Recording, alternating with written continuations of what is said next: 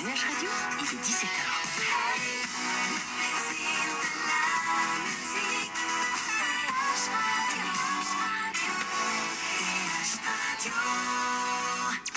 DH Radio, l'info.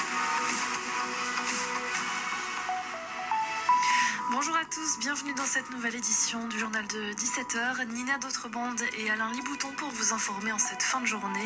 Nous sommes le jeudi 14 avril. DH Radio 17h03, ce sont peut-être les vacances scolaires, en ce moment les vacances de Pâques, mais certains élèves en profitent pour travailler leurs lacunes, à l'ULB notamment, où la SBL Scola ULB organise du tutorat de vacances. Reportage sur place d'Arthur Parzi. De nouveau, tu dois te dire c'est quoi ton inconnu. Ils sont plusieurs dizaines d'élèves du secondaire à s'être réunis en petits groupes dès 9h ce matin. Parmi eux, Antigona, 17 ans. Elle a choisi le tutorat de sciences et mathématiques. Ça permet en fait de travailler un peu la matière qu'on veut. Tandis qu'en classe, on est obligé de travailler une matière et tout le monde le fait. Tandis que là, on peut avancer à notre rythme, poser des questions quand on veut.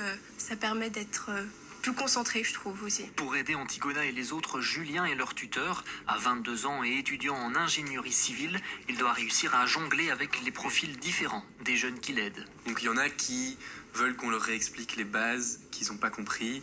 Il y en a qui ont des lacunes, surtout en maths, qui traînent avec. Et ça, c'est super dur parce que du coup, ils veulent des nouvelles matières et du coup, ils n'arrivent pas du tout à suivre.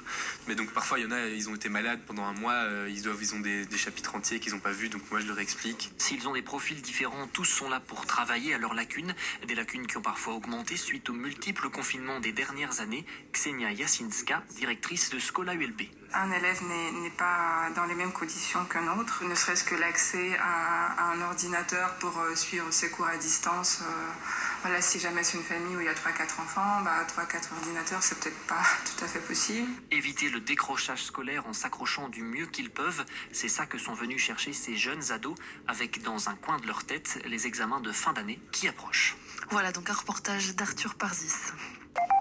Dans le reste de l'actualité,